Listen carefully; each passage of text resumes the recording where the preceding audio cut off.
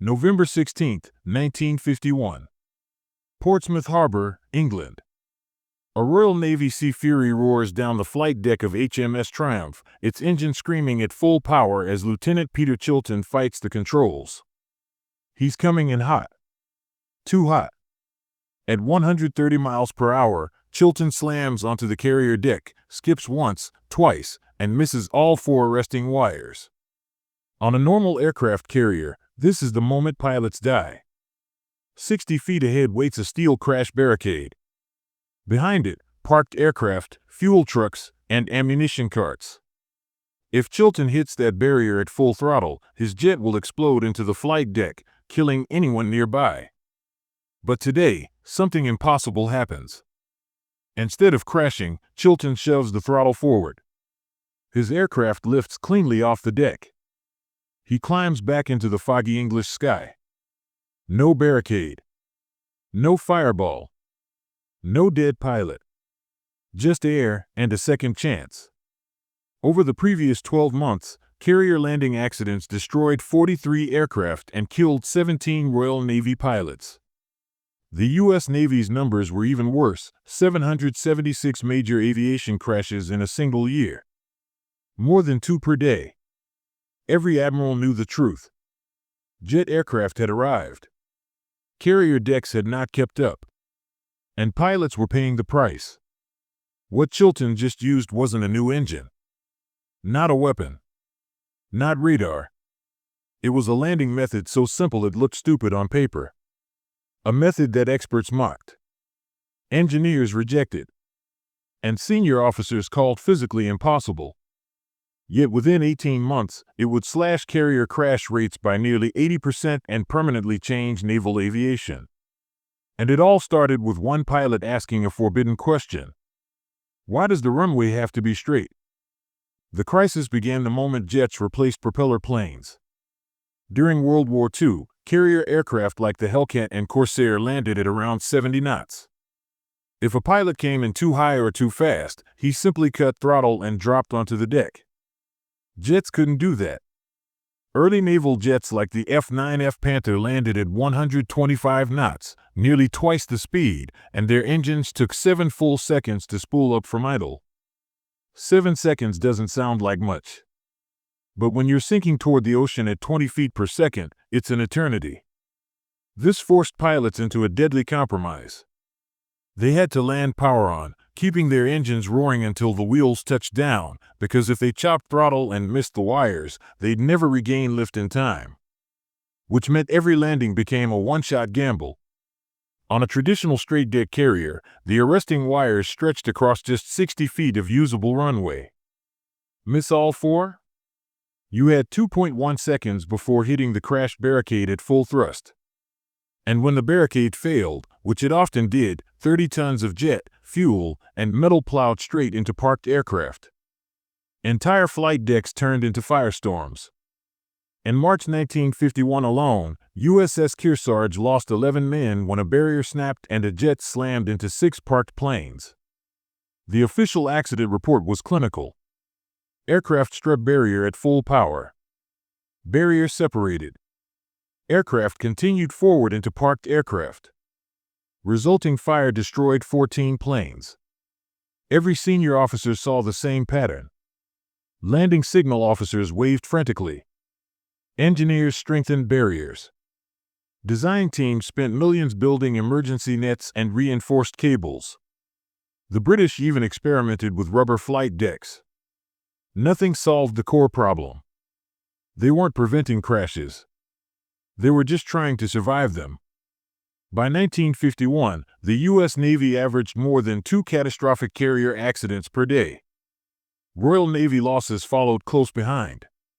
Admirals privately admitted carrier aviation had reached a breaking point. Jets were the future. But the future was killing pilots in the present. Everyone agreed on one thing. The flight deck itself was the problem. And everyone agreed on another. There was no way to redesign an aircraft carrier in wartime. The geometry was fixed. The axis was sacred. Landing had to be straight down the ship. That's just how carriers worked. Or so they thought. The man who broke carrier aviation wasn't an engineer. He wasn't a test pilot. He wasn't even supposed to be solving problems. Captain Dennis Campbell was a bureaucrat. Born in 1907 in Southsea, England, Campbell joined the Royal Navy as a teenager and qualified as a pilot in the early 1930s. He flew slow biplanes. Later, during World War II, he piloted Swordfish torpedo bombers and earned a Distinguished Service Cross. But by 1951, he was no longer flying.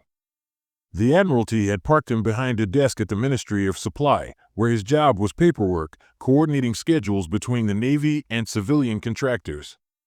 No advanced degrees. No engineering credentials. Just meetings and memos. Nobody expected breakthroughs from Dennis Campbell. But Campbell had one flaw that made him dangerous to bad systems. He couldn't ignore dead pilots. Earlier that year, he attended the funeral of Lieutenant Michael Lithgow, a 23-year-old naval aviator killed when his jet floated 6 feet too far, missed the wires, and smashed into the barricade. Perfect approach. Perfect speed. One tiny miscalculation. Fatal outcome. Lithgow had been Campbell's student. His widow was 5 months pregnant. Standing at the graveside, Campbell turned to his deputy and said quietly, "This is insane.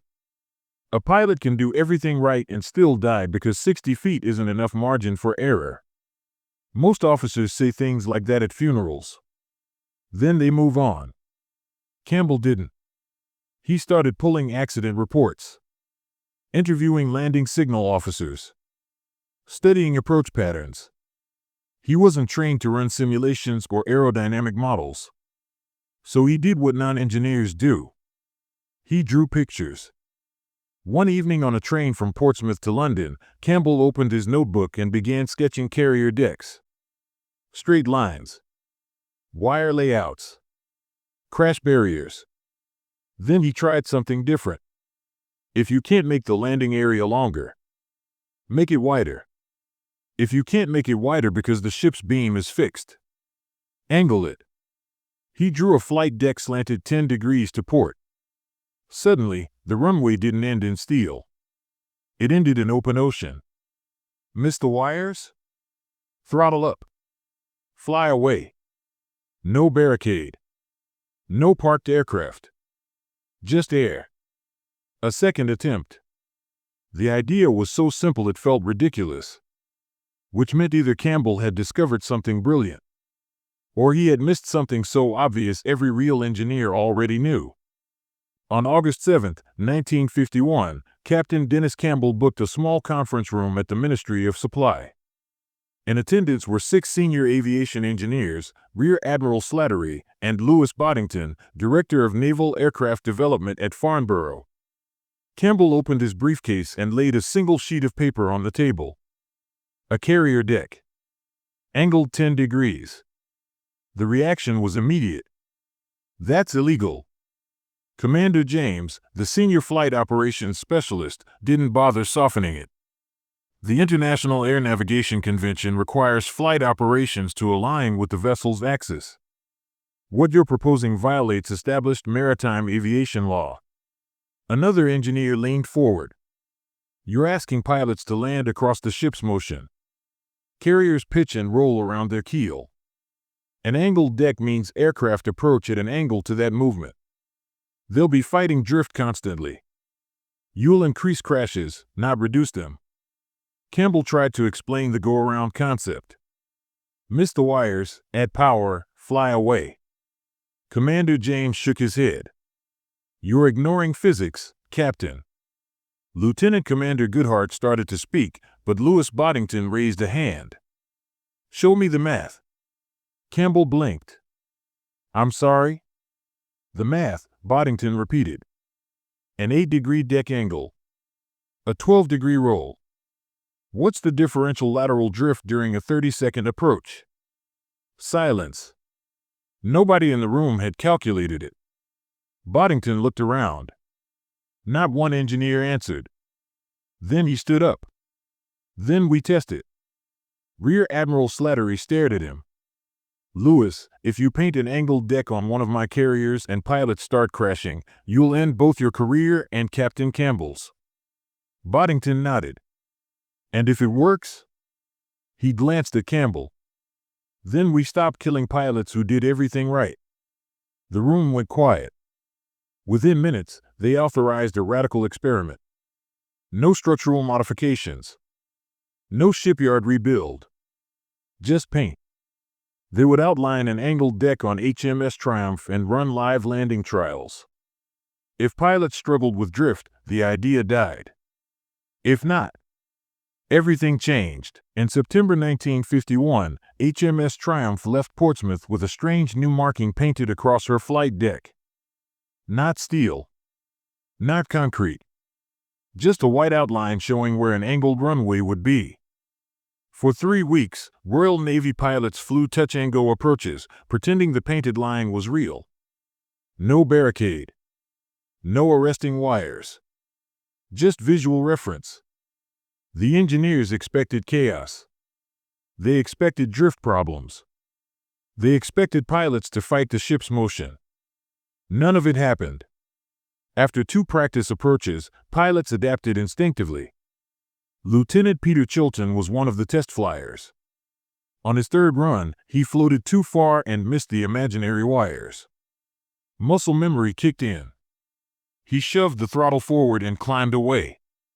Later, he wrote, "For the first time in my career, I wasn't terrified. I didn't see a barricade waiting to kill me.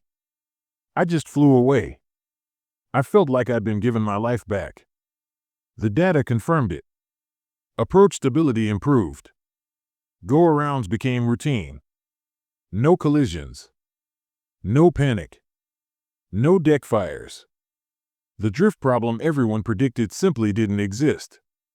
Instead, something remarkable happened. Pilots became calmer. LSOs stopped screaming. Landing precision increased. Within weeks, the Royal Navy knew the idea worked. But solving the problem for Britain was only half the battle. Because the worst accident rates weren't happening on British carriers. They were happening on American ones. And convincing the U.S. Navy to redesign its flight decks based on a British paint experiment would be far harder than proving the concept. September 14, 1951. Naval Air Test Center, Patuxent River, Maryland. Commander Eric Winkle Brown, the Royal Navy's chief test pilot, stood in front of 40 American aviators. Brown had landed more aircraft types than any human in history. Today, none of that mattered. He was here to tell U.S. Navy pilots that their carriers were designed wrong. He started with a simple question. "How many of you have hit the barricade?" 7 hands went up. Then 12. Then 15. Brown waited. "How many of you know someone who died hitting it?" Every hand rose. He opened his briefcase and pinned a diagram to the wall. An aircraft carrier deck angled 8 degrees to port. The room exploded. "You want us landing sideways? What about the island? The LSO can't see that approach." Brown let them vent. Then he said quietly, "When you miss the wires on an angled deck, you don't die. Silence. You add power and go around. That's it." Commander Harold Buell stood. "I've been landing on carriers since 1943. What you're describing violates 8 years of combat doctrine."